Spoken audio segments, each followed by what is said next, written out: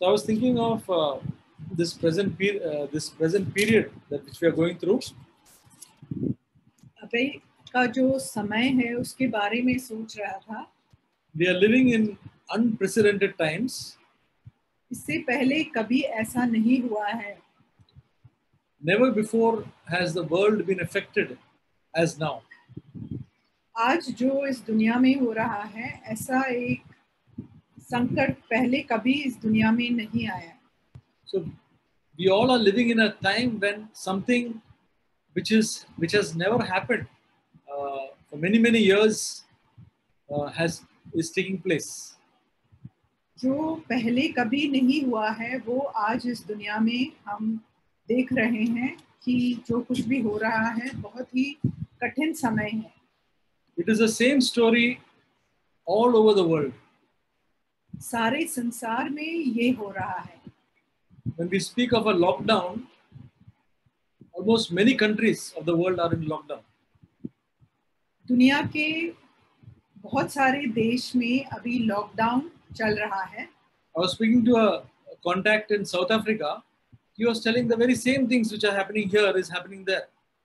मैं एक भाई से जो प्रभु में एक भाई है वो साउथ अफ्रीका में रहते हैं उनसे बात कर रहा था तो वो बता रहे थे कि जो कुछ इधर हो रहा है वो ही उधर भी हो रहा है. A small invisible virus has spread throughout the world. एक ऐसा छोटा सा जो हम देख भी नहीं सकते ऐसा एक छोटा सा जंतु वो पूरे संसार में छा गया है. And it is creating fear and anxiety to everyone. और वो लोगों में भय और चिंता वो उत्तेजित कर रहा है. The small and big are affected. बड़े छोटे सब इससे प्रभावित हैं. The most powerful countries of the world are living in caution. अभी जो सब शक्तिशाली देश वो भी सावधानी परख रहे हैं. The economies of the world are falling. जो आर्थिक स्थिति है वो भी गिर रहा है. And no one is aware when everything will come back to normal. और हम में से किसी को ये नहीं पता कि वापस सब कुछ कब पहले के जैसे हो जाएगा. So in such a time, how do we take things lightly? ऐसे समय में हम साधारण रूप से इसका सामना करेंगे. How should we as Christians, as believers in Christ, go about? हम जो क्रिस्ती हैं हमें इसका सामना कैसे करना चाहिए. At times like this, our faith can waver and we can be in fear. ऐसे समय में हम भय का सामना कर सकते हैं. But our faith should be strong in such times. लेकिन ऐसी परिस्थितियों में हमारा विश्वास दृढ़ होना चाहिए. Because the word of God is living and abiding forever. क्योंकि परमेश्वर का जो वचन है वो जीवित है और वो हमेशा के लिए है. We must not lose our confidence in God. हमें जो परमेश्वर पर भरोसा है उसे नहीं खोना है. As Jesus told the disciples when they were fearing that they would drown in the Sea of Galilee, Jesus said, "Where is your faith?" जब शिष्यों के बीच में वो भय आया कि वो डूब जाएंगे, जो समुंदर है उसमें डूब जाएंगे, तब यीशु ने उनसे कहा, तुम्हारा विश्वास कहाँ है? So we should, in such times, grow strong in our faith and trust God. ऐसे समय में हमारा विश्वास दृढ़ होना चाहिए. And now let us look to God to see what He is speaking to us. और हम परमेश्वर की ओर देखें कि हम जाने प्रभु हमसे क्या कह रहा है. Because in a time such as this, which has never happened before, we can ask God, what are you telling me? ऐसे परिस्थिति में हम प्रभु से पूछ सकते हैं, प्रभु आप मुझसे क्या कह रहे हो?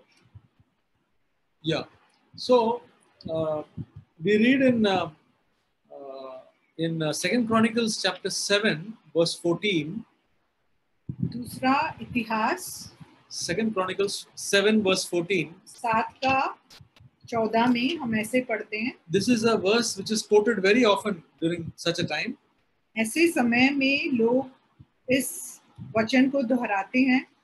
It says, if my people who are called by my name will humble themselves and pray and seek my face and turn from their wicked ways, then I will hear from heaven and will forgive their sin and heal their land.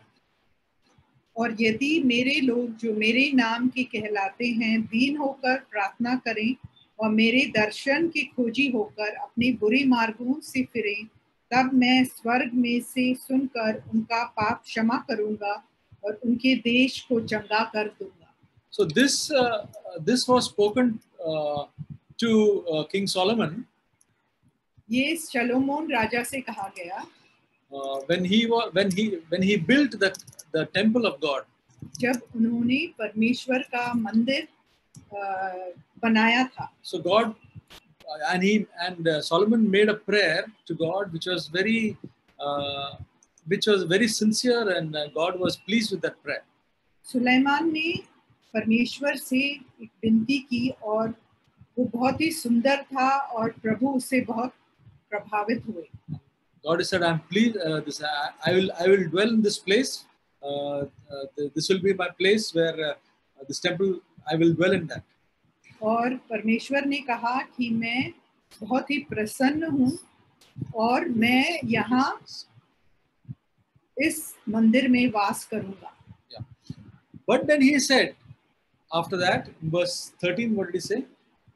और फिर 13 वचन में उन्होंने कहा, यदि मैं आकाश को बंद कर दूं कि वर्षा न हो व टिड्डियों को देश उजाड़ने की आज्ञा दूं व अपने लोगों में महामारी भेजूं। He said that in verse 13, the previous verse. He said that if I shut the heavens and if I send a pestilence, then if my people who are called by my name will humble themselves, and the verse 14 he says that. तो हम देखते हैं कि परमेश्वर जो है वो कहते हैं कि वो लोगों की प्रार्थना सुनेंगे जब वो दीन होकर प्रार्थना करेंगे। So this is the promise that God has given, and then He said that when I shut the heavens, when I bring pestilence, and when I bring destruction, then if because of the sins of people, then if my people will call upon me and turn from the wicked ways, then I will hear from heaven, I will heal the land. तो प्रभु कहता है जब मैं ऐसे महामारी और जो है आकाश को बंद कर दूंगा, अकाल लाऊंगा, तब जब मेरे लोग अपने बुरे मार्गों से फिरें, तब मैं स्वर्ग से सुनकर उनका पाप क्षमा करूंगा।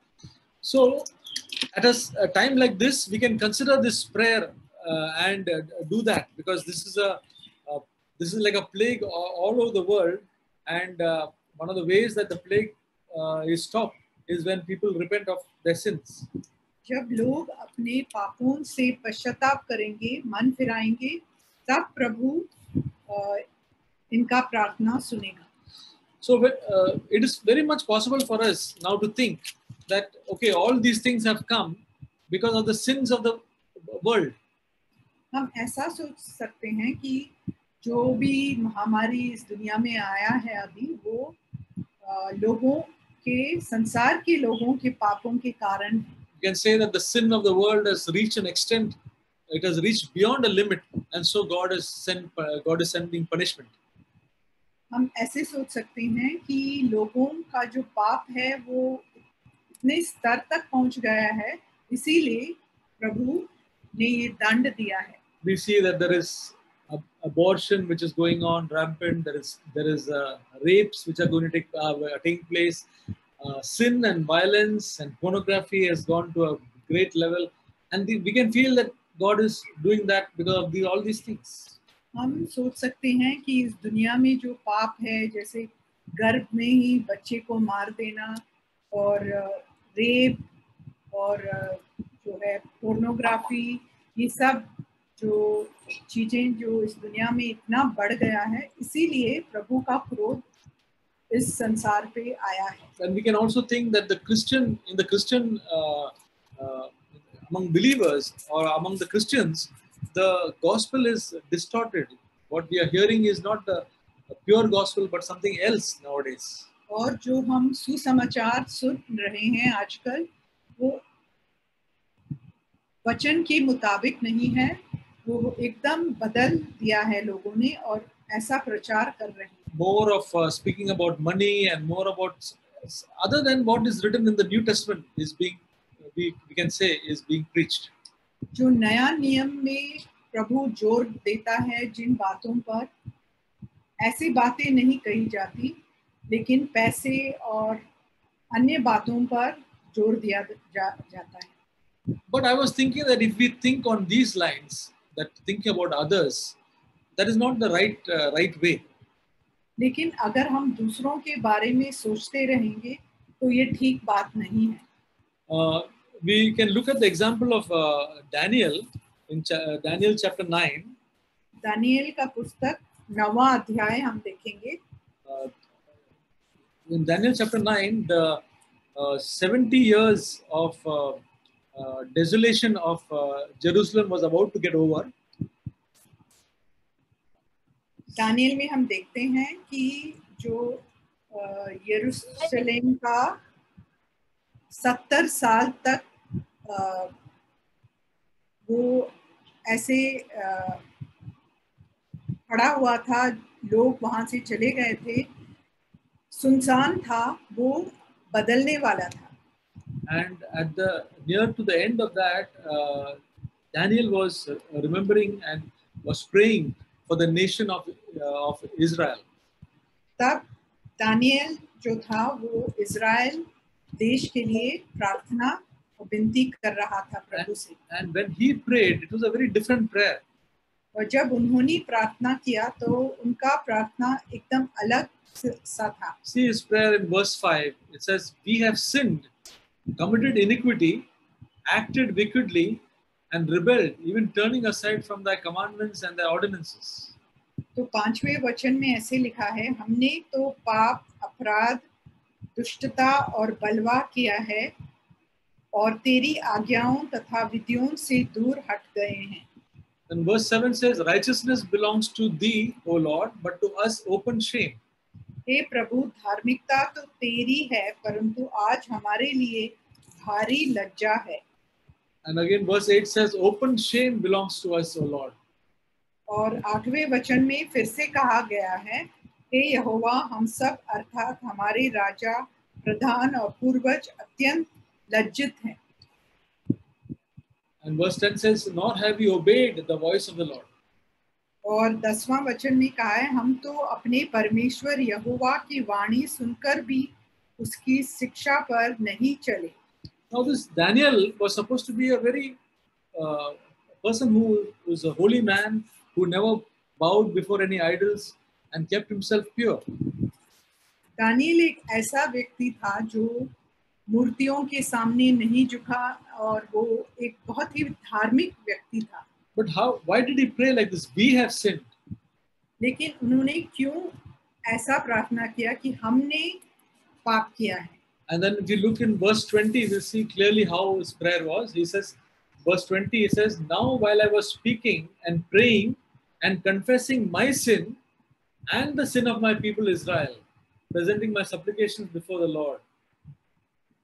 तो 20वां वचन में हम पढ़ते हैं, जब मैं यह कहते हुए प्रार्थना कर रहा था और अपने तथा अपनी इजरायली जाति के पापों का अंगीकार कर रहा था. So he was in the verse is saying that confessing my sin.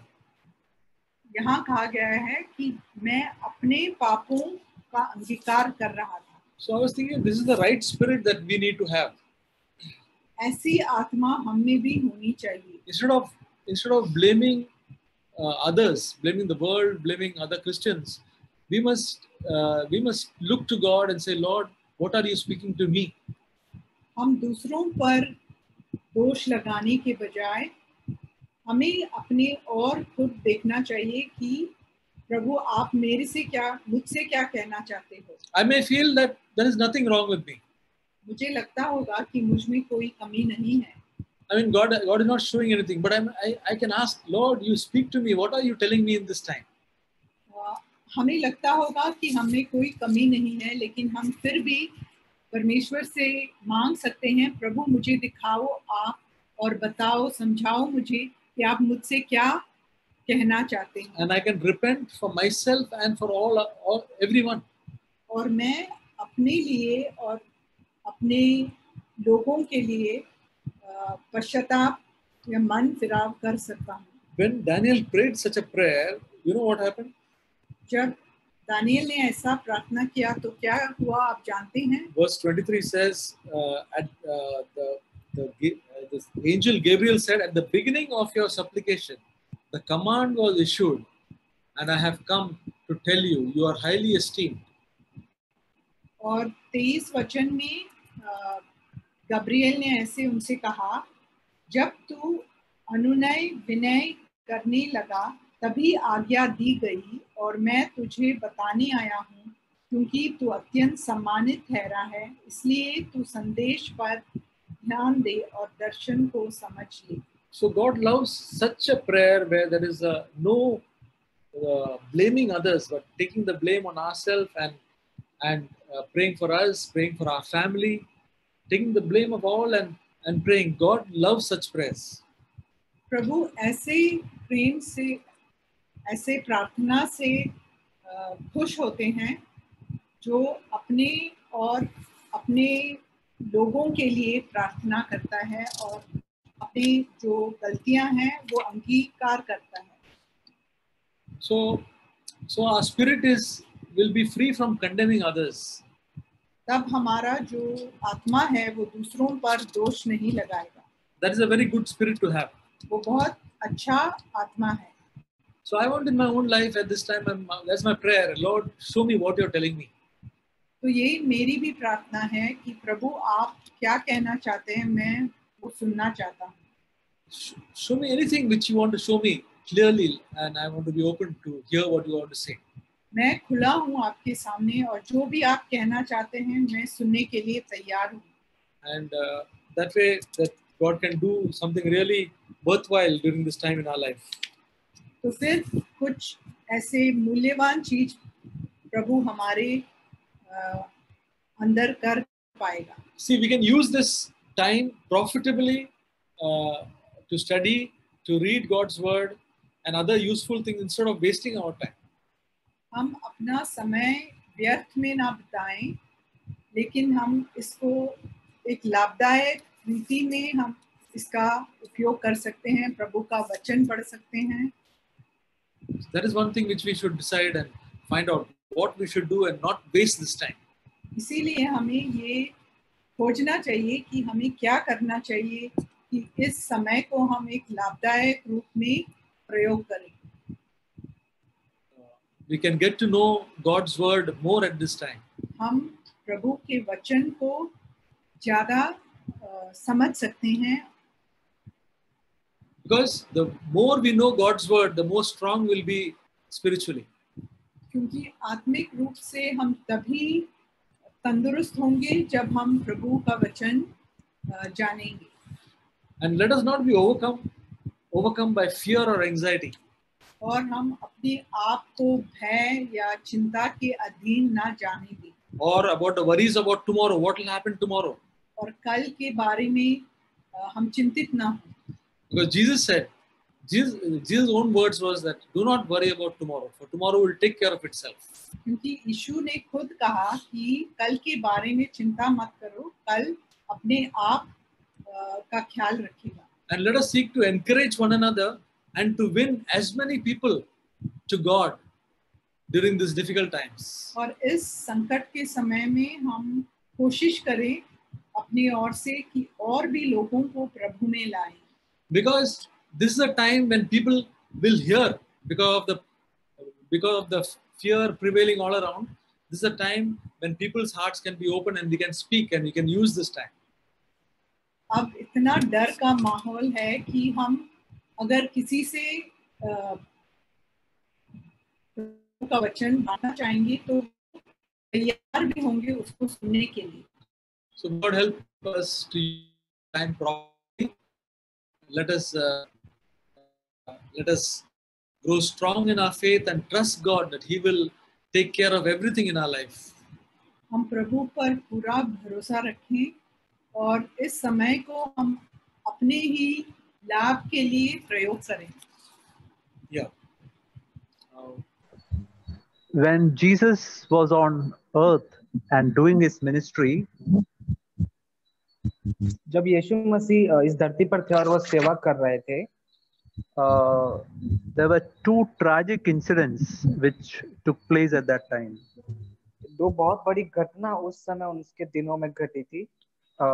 We read that in Luke chapter 13. हम उसके One- विषय में Yeah. हम लूका अध्याय 13 में पढ़ते हैं। One is Pilate, the governor, killed some Galileans and mixed their blood with their sacrifices.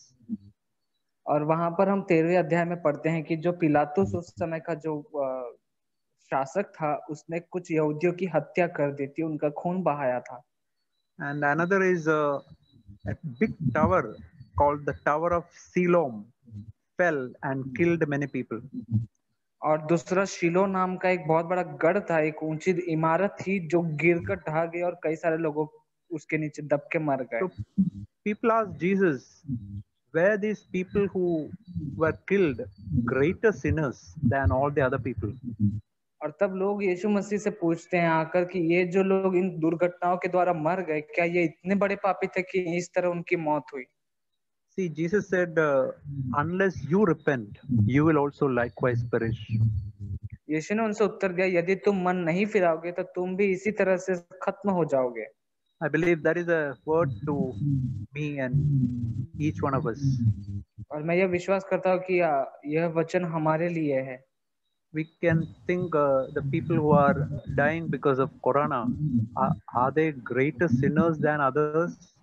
Jesus will say no. If you don't repent, if I don't repent, I will also likewise perish.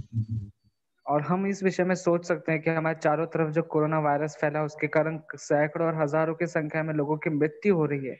हम ऐसा विचार कर सकते हैं कि क्या ये इतने बड़े पापी थे कि इस बीमारी, इस वायरस के द्वारा मर रहे हैं? यीशु हमसे भी कहते हैं, यदि तुम मन नहीं फिराओगे, इसी तरह तुम भी नष्ट हो जाओगे। We heard that verse from First Chronicles, my people should turn from their wicked ways and turn to me. और जैसा हमने पहला इतिहास में वचन में पढ़ा कि मेरे लोग मन फिराकर में अपने कामों को छोड़ दें, बुरे कामों को, और मेरी तरफ लौट कर आए। We can look into the life of Saul and David. We can see that Saul was, we can see in the entire life of Saul, there was never a time when he repented and turned from his wickedness. और हम शाऊल और दाऊद का यहाँ पर उदाहरण लेते हैं, जहाँ पर हम नहीं देखते हैं कि कहीं पर भी शाऊल जो राजा था, उसने अपने जीवन भर में किसी भी बात के लिए कभी परमेश्वर के सामने जाकर मन फिराया हो। But actually, David did much terrible crimes than Saul, like killing Uriah and committing adultery with Bathsheba and many things like that.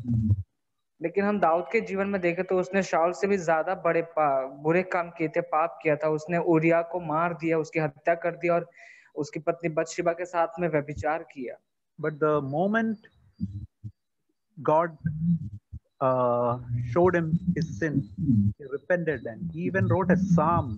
He said, let all the people in Israel know about my sin. And with true repentance, he turned from his sin. True repentance, he turned from his wickedness.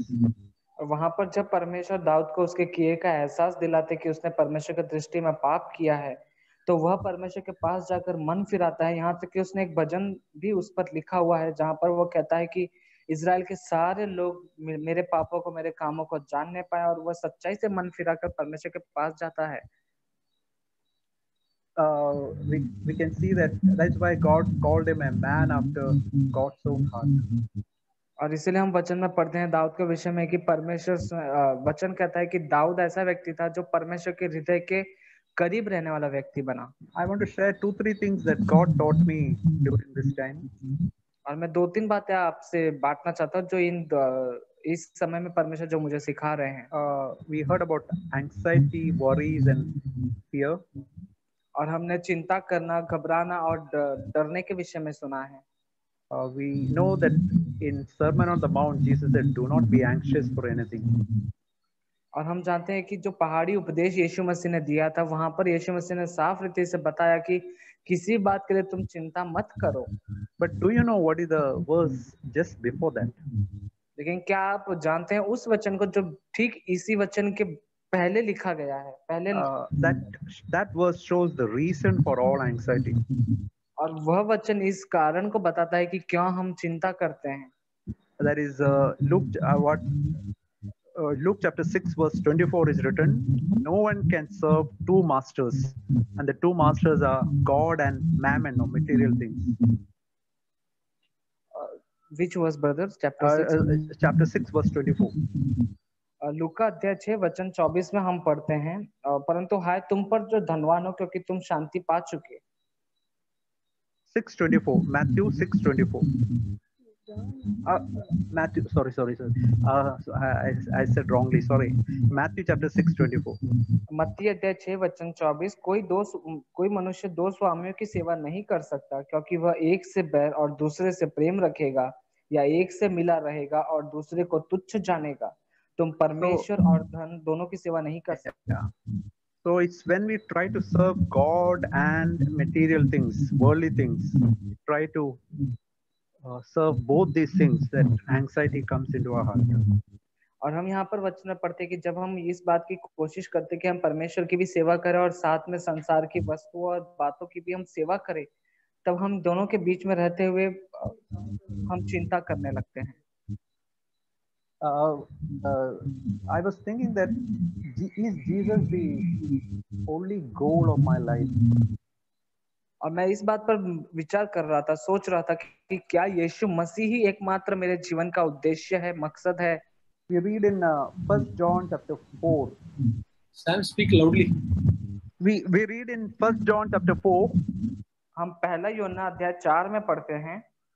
We can see there it's written about the spirit of Antichrist. और यहाँ पर हम मसीह विरोधी की आत्मा के विषय में पढ़ते हैं। It's written chapter 4 verse 2 that by this you know the Spirit of God. Every spirit that confesses that Jesus Christ has come in the flesh is from God. और हम पहला यूहन्ना अध्याय 4 वचन 2 में पढ़ते हैं, परमेश्वर का आत्मा तुम इस रीति से पहचान सकते हो, जो आत्मा मान लेती है कि यीशु मसीह शरीर में होकर आया है, वह परमेश्वर की ओर से है। So it is not my mouth confessing that Jesus has come in the flesh, but my spirit, that means my inner longing, deepest longing say that says Jesus has come in the flesh.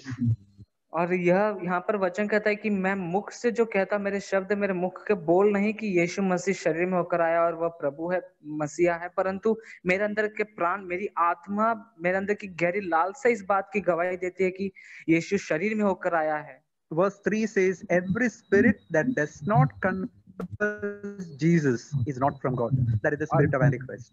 और तीसरा वचन हम पढ़ते हैं कि जो आत्मा यीशु को नहीं मानती वह परमेश्वर की ओर से नहीं, वही तो मसीह के विरोधी की आत्मा है। So Antichrist is not a spirit or a person who curses God or speaks against Jesus Christ. No. और यदि हम मसीह विरोधी के विषय में सुनते हैं तो वह ऐसा कोई व्यक्ति या ऐसी आत्मा नहीं है जो मसीह का विरोध करता है, उसके खिलाफ में बातें करता है। But if Jesus is a means for my ultimate end, then I've got the spirit of Antichrist. That means this is not my final goal. This is a means for some other goal which I want to fulfill. लेकिन यदि इसका मतलब यही है, मसीह विरोधी का अर्थ यही है कि आप यीशु मसीह को केवल एक जरिया मानते हैं, एक आधार मानते हैं जिसके द्वारा आप अपने दूसरे अन्य जीवन के मकसद या बातों को पूरा कर सकें, तब आप में मसीह विरोधी की आत्मा है। We can ask ourselves, that is a very important question to ask, is Jesus my ultimate goal in my life? और हम अपने आप से इस विषय में गंभीरता से यह प्रश्न पूछ सकते हैं कि क्या यीशु मसीह एकमात्र और अकेले मेरे जीवन का उद्देश्य है, मकसद है? If something else is my goal, then anxiety, fear, worries will come. and conquer my life. और यदि यीशु मसीह एकमात्र मेरे जीवन का उद्देश्य और मकसद नहीं है, तो उनके अलावा यदि कोई भी वस्तु मेरे जीवन में है, तब मैं डरूंगा और मुझे भय खाएगा, मैं चिंताएं करूंगा कई सारी विषय के लिए। I just want to share about 3 things which Bible tells us to flee from. और मैं 3 बातों के विषय पर जोर देकर कहना चाहता हूँ, जिनके विषय में बाइबल कहती है कि भाग जाओ। With that, I want to close.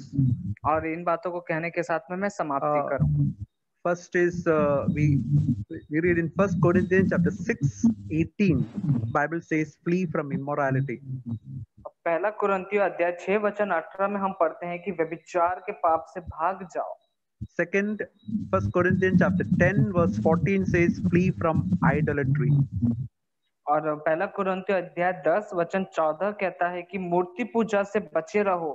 And third, in 1 Timothy chapter 6 verse 11 says flee from the love of money. और पहला तिमोथी which chapter 6:11 6:11 कहता है कि पैसों के मोह से भाग जाओ, पैसे के लालच से भाग जाओ। See, Bible says flee. Flee does not mean just slowly turn away. No, run away from that. और बाइबल जब कहते हैं कि भाग जाओ उससे, तो वो भागना मतलब यह नहीं कि आप धीरे धीरे वहां से मुड़े, परंतु तुरंत वहां से दौड़ लगाकर भाग जाएं। For example, Bible says flee from immorality. और जैसे उदाहरण के लिए बाइबल कहती है कि व्यभिचार। Say, I remember some time back when I was in Mumbai. Hello. Yeah, brother. Yeah, okay. When I was some time back when I was in Mumbai, I was going through the paper and I saw a bad picture in the newspaper. और मैं एक समय की बात है कि मैं मुंबई में था और मैं एक अखबार को पढ़ रहा था और उसमें मैंने कुछ ऐसे चित्र देखे जो अच्छे नहीं थे। So I just kept that paper aside. और मैंने उस जो अखबार था उसको बंद करके एक तरफ बगल में रख दिया। But the Holy Spirit was telling me you have to tear that paper, that picture and throw it outside because you can be tempted later on. और पवित्र आत्मा ने मेरे हृदय में मुझसे बात कर मुझसे कहा कि तुम्हें इतना ही नहीं करना है, तुम्हें उस गंदे वो जो अश्लील चित्र हैं उसको लेकर फाड़ दो और उसे फेंक दो। See, that is I did that, and that is something, that is the meaning of fleeing from youthfulness, fleeing from immorality. और यहाँ पर हम उसका अर्थ को अच्छी तरह समझते हैं कि व्यभिचार से बचे रहो, व्यभिचार से भाग जाओ। Another thing Bible says is flee from idolatry. और दूसरा जो बात है वो बाइबल कहती है मूर्ति पूजा से बचे रहो, मूर्ति पूजा से भाग जाओ। See, that's another thing God was speaking to my heart. Is there any idol in my heart? That means anything that I give importance to. और इसी रीति से परमेश्वर मुझसे बात कर रहा था कि ऐसी कोई मेरे हृदय में कोई बात है जिसे मैं बहुत ज्यादा अपने जीवन में महत्व देता हूँ और महत्वपूर्ण स्थान देता हूँ, मुझे उससे भागना है। See, sometimes it can be some games, it can be some mobiles, it can be many things in the world. और कभी कभी यह हमारे लिए ऐसे हो सकता है कि कोई खेल जो हमें पसंद है, जिसे हम खेलते हैं, वह खेल हमारे लिए एक मूर्ति हो सकती है, या हमारा मोबाइल फोन हमारे लिए एक मूर्ति के समान हो सकता है। कोई भी बात या कोई भी वस्तु हो सकती है हमारे लिए जो मूर्ति बन जाए। See, what is the first thought coming when I wake up in the morning, or say when I wake up in the night? What are the thoughts that are going through my heart? Where if something is taking too much of time, we heard about reading Bible, reading good books. Instead of that, if my time is going to some other thing of the world, can be mobiles and many other things, that can be the idol in our life, and God is telling us here to flee from idolatry. और यदि हम उदाहरण के लिए देखें, हम जब सवेरे सोकर उठते हैं या बीच रात में हमारी नींद खुल जाती है, तब वो कौन सी बात और कौन से विचार है जो लगातार हमारे सोच विचारों में चलते रहते हैं। यदि वह परमेश्वर नहीं या कोई और भी बातें हैं जिस पर हम ज्यादा ध्यान लगाते या मन लगाते, तो वह हमारे लिए एक मूर्ति के समान है। और परमेश्वर हमें कहते हैं इन्हीं सारी बातों से भागो। जैसे हम अक्सर सुनते हैं ज्यादा बाइबल पढ़ना, वचन पढ़ना, प्रार्थना करना, लेकिन यदि हम इन बातों के अलावा किसी और चीजों को, वस्तुओं को महत्व देते हैं, तो वह मूर्ति है। Time is a factor God has given all of us equally, and we have to remember that we are accountable to God one day. और समय की यदि हम बात करें तो हम सभी को परमेश्वर ने एक जैसा समय, एक समान समय बांटा है सभी के पास। और एक दिन एक समय आएगा जहां पर हमें परमेश्वर को इन सारे समय का जो परमेश्वर ने दिया है हिसाब देना होगा। Especially when so much of time is, God has given so much of time to us this time. Let's use the time profitably for our spiritual edification. और अब की जब ऐसे समय में जहां पर हमारे पास बहुत सारा खाली समय है, वहां पर परमेश्वर हमें देख रहे हैं कि हमारे पास कितना भरपूर खाली समय है और हमें एक एक समय का हिसाब देना होगा, तो हम इसका अपने उन्नति के लिए ज्यादा इस्तेमाल करें। Actually, I was trying to read some books these days, some biographies. I also read that Tortured for Christ by Richard Wurmbrand. Some few books like that I try to read and finish. और इन दिनों में मैं जैसे कि खाली समय है तो मैं प्रयत्न करता हूँ कि कई सारे कुछ किताबें जिन्हें मैं पढ़ना शुरू किया है, जैसे रिचर्ड बुमरंग जो प्रभु के दास थे और जिन्होंने ताड़ना से, उनके विषय में भी मैंने किताबों को पढ़ना शुरू किया। I was amazed to see in that particular book that when those people went through, communists tortured those Christians so much. Richard Wurmbrand is telling those communists were the most jubilant people I've met all over the world, compared to even the Christian Western countries. These Christians who suffered in communist Romania and China, etc., I mean Russia, etc., were the people who were most jubilant because God was with them and God was backing them. और जैसे ही मैं वो Richard बुमरंग की किताब को पढ़ रहा था तो वहां पर वो भाई जिक्र कर रहे थे कि मैंने संसार में इतने मसीह विरोधी और मसीह को सताने वाले लोगों को कभी नहीं देखा, लेकिन उनसे भी ज्यादा जोशीले और उत्साह से भरे हुए जितने पश्चिमी अमेरिका जैसे देशों में भी विश्वासी नहीं, ऐसे विश्वासियों को देखा जो रशिया और चीन जैसे देशों में मसीह विरोधियों से अपनी ताड़ना को सह रहे थे मसीह के नाम के लिए। And lastly, Bible says, flee from the love of money. और आखिर में बाइबल कहते हैं कि पैसे के प्रेम से भागो, पैसे के मोह से बचे रहो। Bible does not say flee from money, but flee from the love of money. और बाइबल ऐसा नहीं कहते कि पैसे से भाग जाओ, पर बाइबल ऐसा कहते हैं पैसे के प्रेम, पैसे के मोह से भाग जाओ। Because Bible says that love of money can lead us into many sorrows, many. We read that in 1 Timothy chapter 6 verse 10. Love of money is the root of all evil. Some longing after it wandered away from faith and pierced themselves with many pangs. Then Bible says flee from these things. और हम पहला तिमोथी अध्याय 6 वचन 9 और 10 में पढ़ते हैं कि जो धनी होना चाहते हैं वे ऐसे परीक्षाओं और फंदे और बहुत सी व्यर्थ हानिकारक लालसा में फंसते हैं जो मनुष्य को बिगाड़ देती है, विनाश के समुद्र में डुबा देती है, और जिसे प्राप्त करने का यत्न करते करते बहुतों ने विश्वास से भटक कर अपने आप को कई तरह के दुखों से छलनी बना दिया है। We can see in such times that no, money has really no value.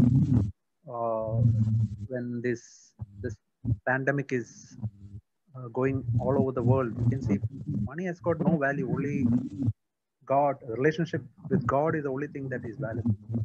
और हम ऐसे कि समय में जहां पर हम देखते हैं हमारे चारों तरफ महामारी फैली हुई है और मृत्यु छाई हुई है, हम देखते हैं कि पैसे की कोई कद्र नहीं है, पैसे का कोई मूल्य नहीं रह गया है, परंतु केवल एक ही बात है जो सबसे ज्यादा मूल्यवान है, वह है परमेश्वर के साथ हमारा रिश्ता। Money is a good servant but a terrible master. पैसा जो है वो बहुत अच्छा सेवक है, लेकिन वो बहुत ही बुरा और बहुत खतरनाक स्वामी है। My goal in my life should never be to earn more and more money. और मेरे जीवन का यह मकसद कभी नहीं होना है कि मुझे और ज्यादा पैसे कमाने हैं। So that is what I want to share. These were some of the things that God was trying to teach me, that Jesus should be the goal and center of my life, that he should be the only longing in my life. Any other longing, if it comes, that is the spirit of Antichrist. और यही बातें परमेश्वर मुख्य रूप से मुझे इन दिनों में सिखा रहे हैं कि जहां पर मैं मेरे जीवन का एक ही मकसद रहे कि केवल यीशु मसीह मेरे लिए मेरे जीवन में सबसे ज्यादा मूल्यवान रहे। यदि कोई और बात, कोई वस्तु जिसे मैं यीशु मसीह से बढ़कर चाहता हूं, तो वह लालसा से मुझे बाहर आना है। We have been hearing so many points today, and all the good points that we've been heard from Brother Matthew and from Elder Brother Sam. और हमने भाई Today I want to speak about judgment. भाई Matthew और भाई Sam से हमने कई सारी महत्वपूर्ण बातों के विषय में अभी सुना, और मैं न्याय के विषय में आज आपसे बांटना चाहता हूँ।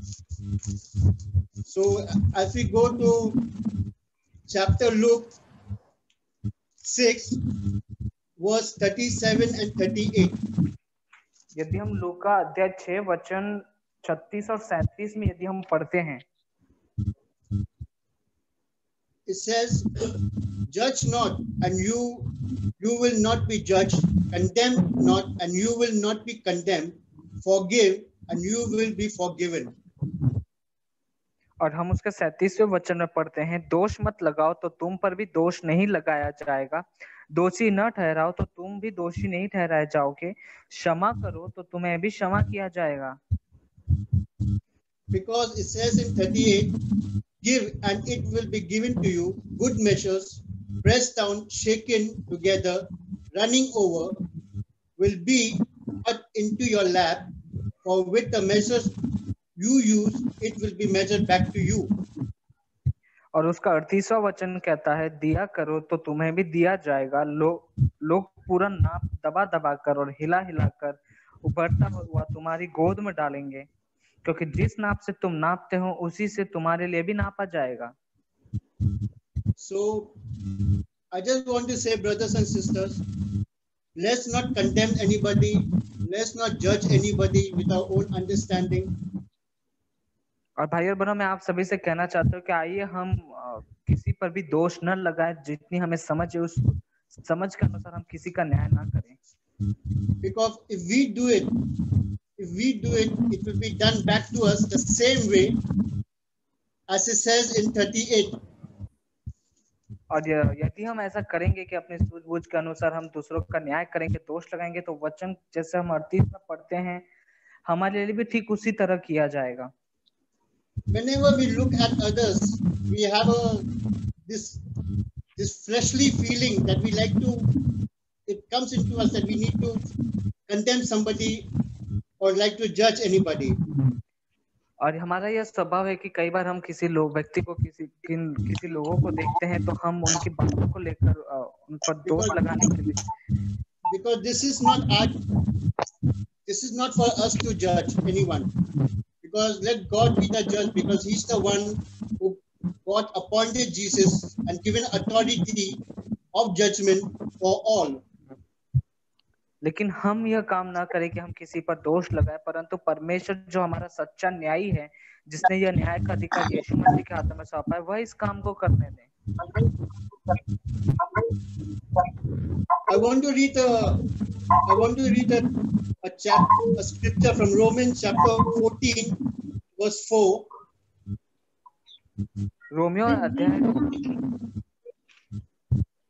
Romans 14, right? Chapter 14 of Romans verse 4. Romeo अध्याय 14 वचन 4 से मैं पढ़ना चाहता हूँ। तू कौन है जो दूसरे के सेवक पर दोष लगाता है? उसका स्थिर रहना या गिर जाना उसके स्वामी ही से संबंध रखता है। वह स्थिर ही कर दिया जाएगा, क्योंकि प्रभु उसे स्थिर रख सकता है। And from the same chapter 14 verse 10. और उसी रोमियो अध्याय 14 का 10वां वचन हम पढ़ते हैं, तू अपने भाई पर क्यों दोष लगाता है? तू फिर क्यों अपने भाई को तुच्छ जानता है? हम सब के सब परमेश्वर के न्याय सिंहासन के सामने खड़े होंगे।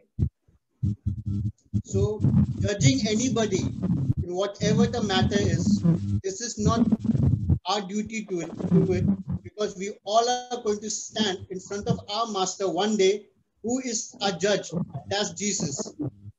और हमें किसी भी व्यक्ति, किसी भी भाई या बहन के ऊपर दोष लगाने का कोई अधिकार नहीं है, परंतु यदि हम दोष लगाते हैं तो हमें यह बात स्मरण रखनी है कि हम भी एक दिन अपने परमेश्वर के सामने उसके न्याय के लिए खड़े होंगे। So whenever we be careful, whenever we point a finger, whenever we condemn anybody, or whenever we say anything against anybody, it's like when we start judging, it will be given back in the same measure to us. और हम इस बात का हमेशा विशेष रूप से ध्यान रखें कि यदि हम किसी पर दोष लगाकर उनका न्याय करते हैं या हम उनके विरोध में कोई बातों को कहते हैं, तो वचन कहता है ठीक उसी नाप तौल कर परमेश्वर हमारे लिए भी करेंगे। Because as it says in 2 Corinthians chapter 5 verse 10. और दूसरा कुरिन्थियों अध्याय 5 वचन 10 ऐसे कहता है, क्योंकि अवश्य है कि हम सबका हाल मसीह के न्याय आसन के सामने खुल जाए कि हर एक व्यक्ति अपने अपने भले बुरे कामों का बदला जो उसने शरीर के द्वारा किए हो पाए। So we all are going to appear front of Jesus at the judgment day, good or bad. और यहाँ पर वचन हमसे कहता है कि चाहे हमने अच्छे काम किए हो या चाहे बुरे काम किए हो, हम में से हर एक व्यक्ति को मसीह के न्याय सिंहासन के सामने खड़े होना है। And it will be given back to us the same way what we have done. और हमने जो कुछ किया है हमें उसी रीति से उसी नाप से हमारे लिए भी किया जाएगा।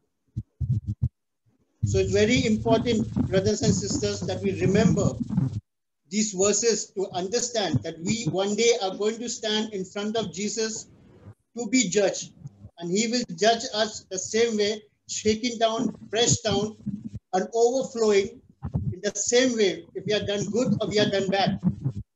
और भाई बहनों, हमें इस बात पर महत्वपूर्ण रीति से जोर देना है और ध्यान रखना है कि यदि हम किसी का न्याय करते हैं, किसी के विषय में कोई दोष लगाने जैसी बातें करते हैं, उंगली उठाते हैं, तो हमें भी जैसे वचन कहता है कि हमें भी उसी तरह से नाप कर दिया जाएगा, दबा दबा कर और हिला हिला कर, और मसीह हमारा न्याय करेंगे। I want to read from John 3:17. मैं पढ़ना चाहता हूँ यूहन्ना अध्याय 3 वचन 17। परमेश्वर ने God did not send his son into the world to condemn the world, but in order that the world might be saved through him. परमेश्वर ने अपने पुत्र को जगत में इसलिए नहीं भेजा कि जगत पर दंड की आज्ञा दे, परंतु इसलिए कि जगत उसके द्वारा उद्धार को पाए। So brothers and sisters, I want to end over here, and let's see into our own thing, how we are. Let's keep the mirror in front of us and showing others the mirror. और भाई बहनों, हम इस बात पर आकर अपने आप के विषय में सोचें और अपने आप को जांचें कि हम किसी और का न्याय ना करें, और हम दूसरों को आईना दिखाने की कोशिश करते हैं, हम अपने सामने आईना रखकर हम अपने आप को उसमें देखें। I don't want to condemn anybody, but this I would just want to say that all of us needs to be understanding this so that we don't fall into condemnation, that whatever we do, it goes against the word of God, and that because when we go against the word of God, that judgment comes upon us too. और मैं आप सभी को उत्साहित करने के लिए कहना चाहता हूँ कि आइए हम इन तरह की दोष लगाने वाली बातों के फंदे में ना फंसने पाए कि हम दोष लगाएं कि एक दिन मसीह भी हमें इसी तरह से न्याय कर हमें जांचे, परंतु हम अपने आप को जांचते रहें और सावधान रहें कि हम दूसरों पर दोष ना लगाएं। Because I surely want to see all my brothers and sisters standing front of the Lord and not being judged. क्योंकि मैं चाहता हूँ कि हमारे जो भाई बहन है मसीह में, हम सभी मसीह के सामने खड़े हो, तो मैं देखना चाहता हूँ कि वह हम पर दोष लगाने हम नहीं God bless and have a wonderful day. Amen. प्रभु हम सभी को आशीष करे, आपका दिन शुभ हो। Yeah, 2 Chronicles 16:9 says, दूसरा इतिहास का 16वें वचन के 9वें वचन में हम देखेंगे, For the eyes of the Lord range throughout the earth to strengthen those whose hearts are fully committed to him. क्योंकि परमेश्वर की जो आंखें हैं वे निरंतर संसार में देखती रहते हैं उन लोगों के प्रति जिनके हृदय पूरी तरह से उनके हैं। This is a verse which is very much relevant to the times we are living in. और यह जो वचन है यह बिल्कुल सटीक वचन है आज के संसार में जैसे हम जी रहे हैं। The God Almighty who is in heaven is ready to support anyone whose heart is fully loyal to him. तो परमेश्वर जो स्वर्ग में है उनका जो हृदय है वह पूरा हमारे तरफ लगा हुआ है अगर हमारे हृदय उनकी ओर है। His eyes are scanning throughout the earth to find out that person whom he can support. और उनकी जो आंखें हैं वह निरंतर खोजती रहती हैं उन लोगों को जिनका हृदय परमेश्वर की ओर है। That key word is fully committed to him. Heart whose heart is fully committed to him. तो यहाँ पे जो ध्यान रखने वाला शब्द वह है यह है कि उन लोग जिनका हृदय पूरी तरह से परमेश्वर की ओर है। In continuation to what we heard, Let us look into our heart and see, is our hearts fully committed to the Lord Jesus Christ? जो भी अभी हमने सुना उसके आगे यह जोड़ना चाहूंगा कि हम अपने हृदय को देखें कि क्या हमारे हृदय पूरी तरह से परमेश्वर में लगे हैं. Are you fully owned by Lord Jesus Christ, every aspect of your life? क्या आप पूरी तरह से परमेश्वर आपके ऊपर कब्जा किया हुआ है हर एक क्षेत्र में आपके जीवन के? Then God is ready to support you and strengthen you every moment of your life during this period. तो तब परमेश्वर तैयार है आपको सहयोग देने के लिए और आपको प्रबल बनाने के लिए इस समय में. Bible says that where sin abounds, grace abounds much more. Bible कहती है कि जहाँ पर पाप होता है वहाँ पर अनुग्रह की प्रभुता होती है. During this lockdown period, there is tremendous opportunity for us to sin. और इस लॉकडाउन के समय में हमारे पास बहुत सारे अवसर हैं पाप करने के. But there is tremendous opportunity for us to grow in the knowledge of God, because the grace also abounds much more. और उसी के साथ साथ हमारे पास ज्यादा अवसर इस चीज के भी हैं कि हम परमेश्वर के ज्ञान में और बढ़ते जाएं, क्योंकि अनुग्रह की भी बहुत आयत से है. God will use the same lockdown for both the purpose. परमेश्वर इस लॉकडाउन को दोनों ही उद्देश्यों के लिए इस्तेमाल करेंगे. The same way God used the Red Sea to punish Egyptians and to bless Israel. उसी तरह जिस तरह परमेश्वर ने जो लाल समंदर था उसका इस्तेमाल इजिप्ट के लोगों को ताड़ना देने के लिए और इजराइल के लोगों को आशीष देने के लिए किया था. I was thinking about a small son going along with the father, walking with the father. और मैं सोच रहा था एक छोटा बच्चा जो अपने पिता के साथ जा रहा था. As he keeps walking with him, he will keep on asking daddy one question. Daddy, what is that? Daddy, what is this? Daddy, what is that? और जैसे वो चलता जाएगा वह अपने पिता से अलग अलग प्रश्न पूछता जाएगा कि पिता यह क्या है और पिताजी वह क्या है. Sometimes they will ask the same question again and again. और कई बार वह वही प्रश्न बार बार पूछेगा. Earthly parents may get irritated sometimes.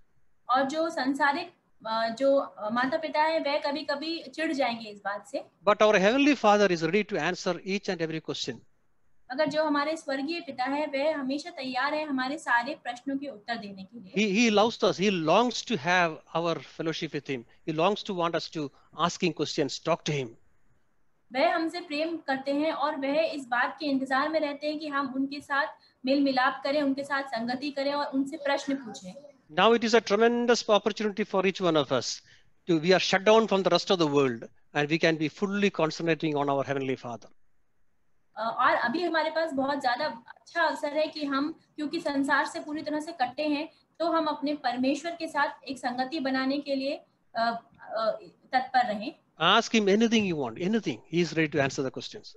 और आप उनसे कुछ भी पूछिए, कुछ भी, और वह उन सभी प्रश्नों के उत्तर देने के लिए तैयार हैं. In Psalm 2, there's a verse, Psalm 2:8. और भजन संहिता 2:8 में एक वचन है.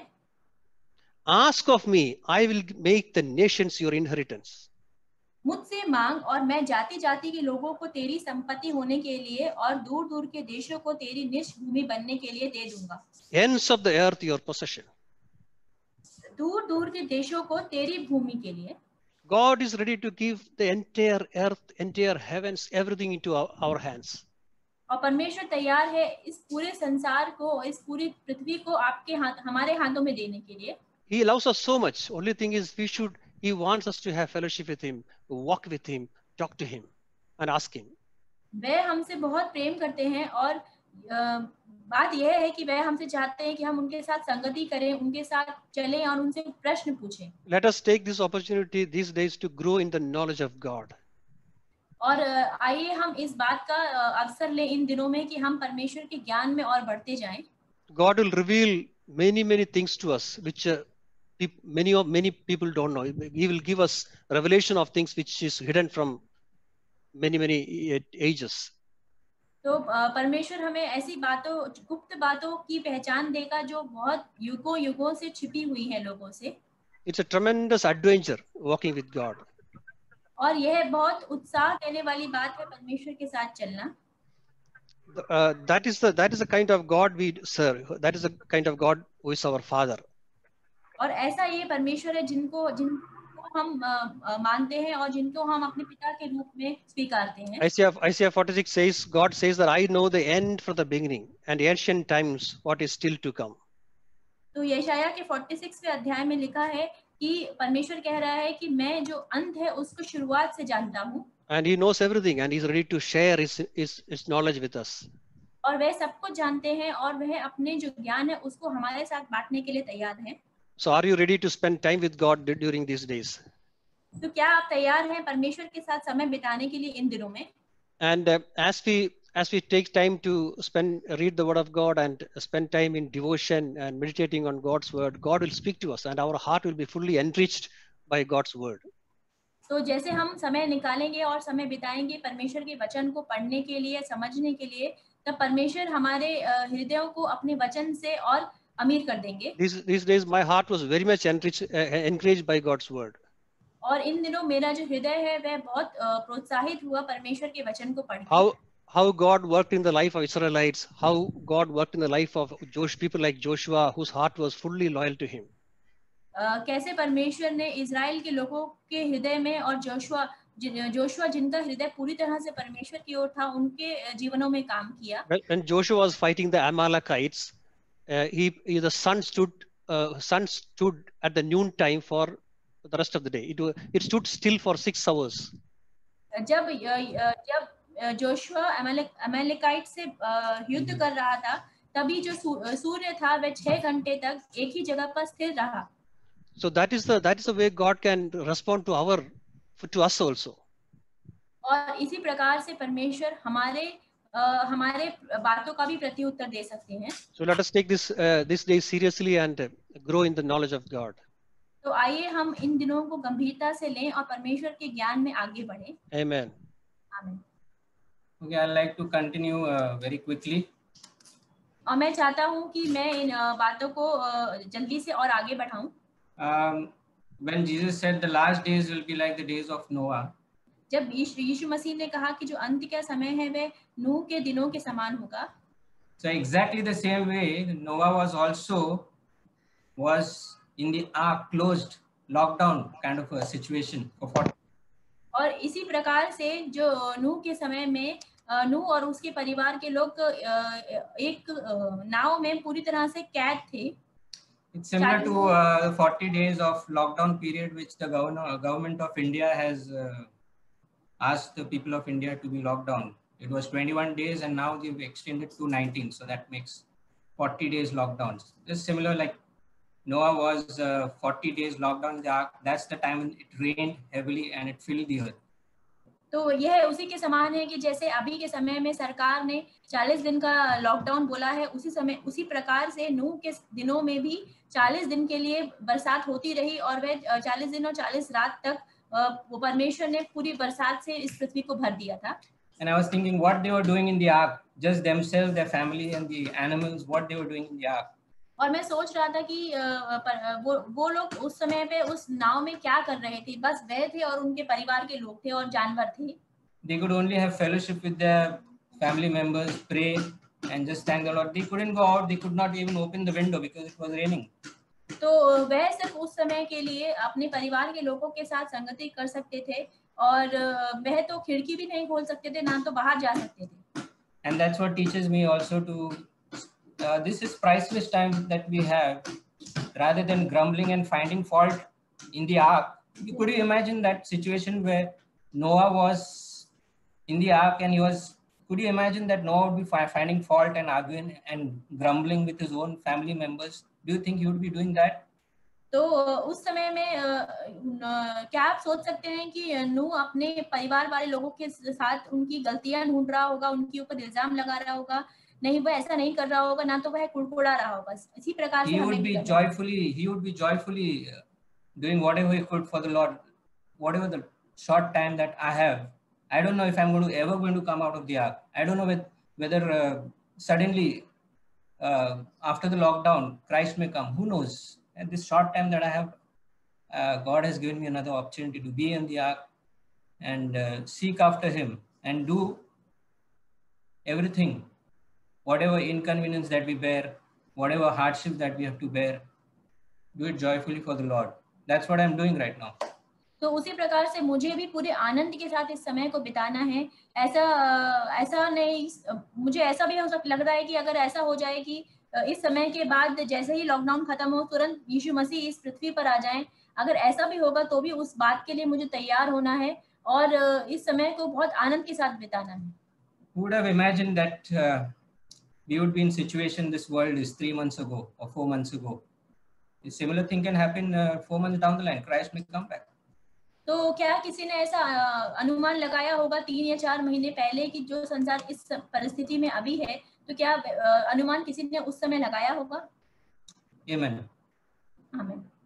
तो मुझे 2 चीज बात करना है जो पवित्र आत्मा मुझे दिखाया। दूसरा इतिहास 7:14 या ब्रदर जो मैथ्यू शेयरिंग किया था, वहां पर लिखा है कि तब यदि मेरी प्रजा के लोग जो मेरे नाम के लेते हैं, वहां पर लिखा है कि दीन होकर प्रार्थना करे और मेरे दर्शन को खोजी होकर अपनी बुरी चाल से फेरे, तो मैं स्वर्ग में से सुनकर उनकी पाप क्षमा करूंगा।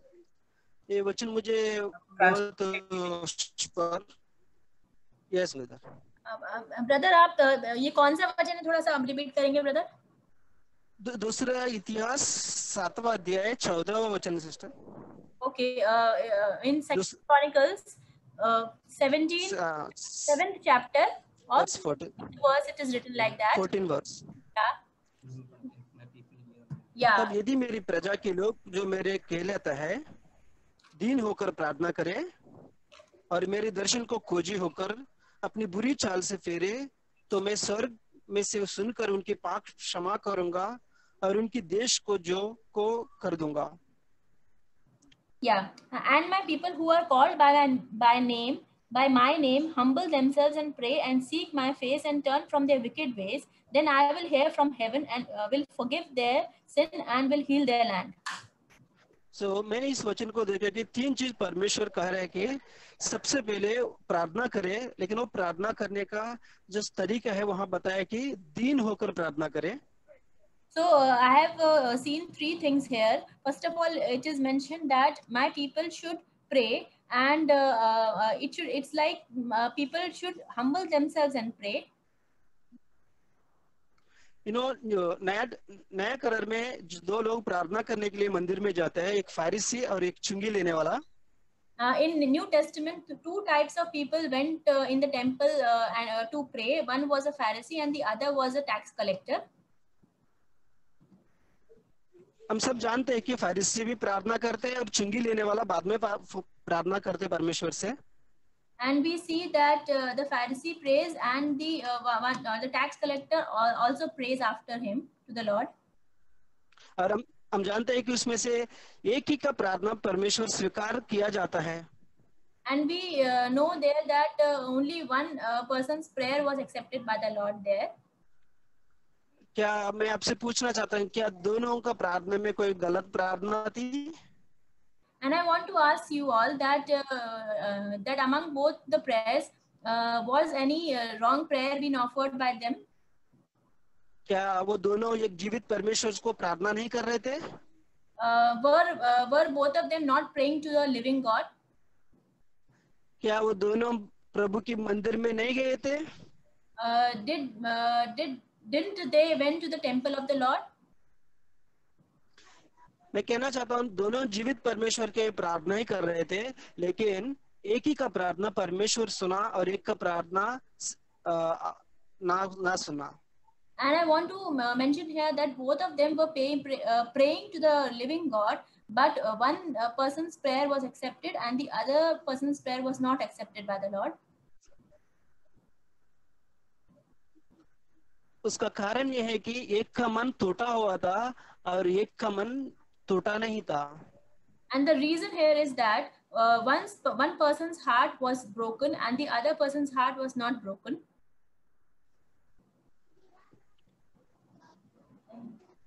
So David कहता है कि भजन संहिता 51:17 Psalms 51:17 में David कहते हैं, David says in Psalms 51 verse 17,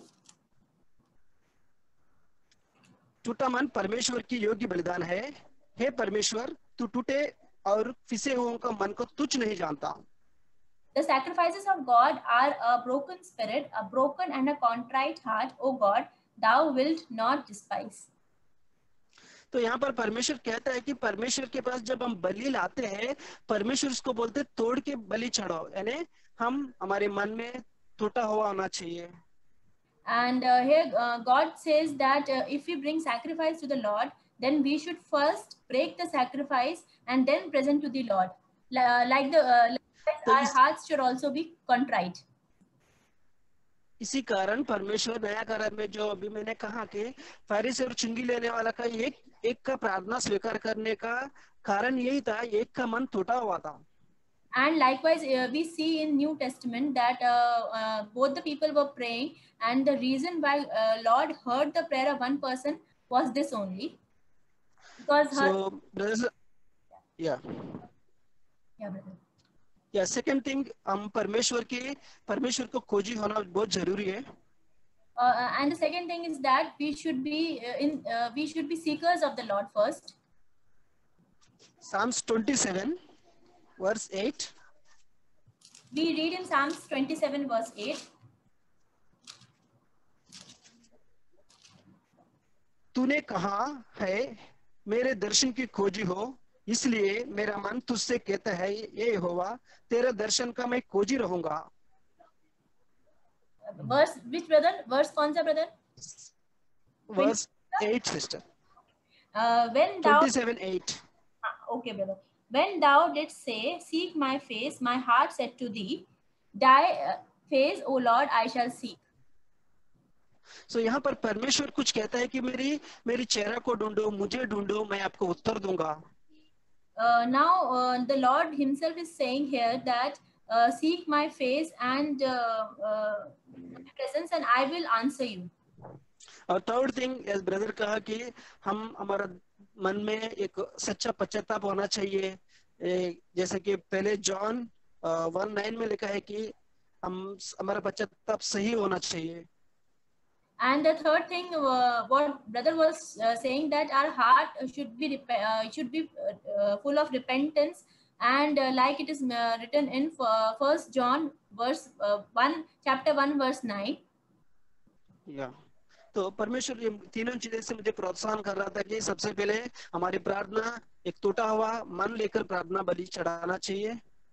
And the three things that were encouraging me was, first was our hearts should be broken towards and then our prayers should be offered. हम every day हम परमेश्वर को खोजी बनना जरूरी है। And every day we should be seekers of the Lord. और तीसरा चीज है कि हमारा पश्चाताप सच्चाई होना चाहिए। And the third thing is that our repentance should be a true repentance. और परमेश्वर उस बलिदान को स्वीकार करना चाहता है। And the Lord wants to accept that offering. तब परमेश्वर कहता है कि तब मैं स्वर्ग से तेरी प्रार्थना सुनूंगा और उस लैंड को मैं हील करूंगा। And then the Lord says that then I will hear from heaven your prayers and I will bless the land. So brothers and sisters, ये टाइम है हम प्रभु यीशु को प्रार्थना करना और सच्चा पश्चाताप से हमारा मन फिराना, हमारा बलि एक टूटा हुआ जैसा होना, ये समय है हम घर पे बैठ के कर सकते हैं। And I want to say to you, brothers and sisters, that this is the right time that we should offer our contrite heart towards the Lord, and we should pray earnestly and we should repent daily. यीशु का life एक बार देखो, वो हर दिन प्रभु के साथ संगति करते थे और हर दिन फेलोशिप करते थे और वो हमेशा मन में दीन थे। And if we see Jesus' life, that he used to fellowship with the Lord daily, and he used to repent, and he was humble in his heart. यीशु ने कहा कि मैं मन में दीन हूँ, आप मुझसे सीखो। And Jesus has said that I am humble in heart, learn from me. So brothers and sisters, this is the time we have to see Lord. हम प्रभु को देखने का समय है। And brothers and sisters, this is the time that we see our Lord. Praise God.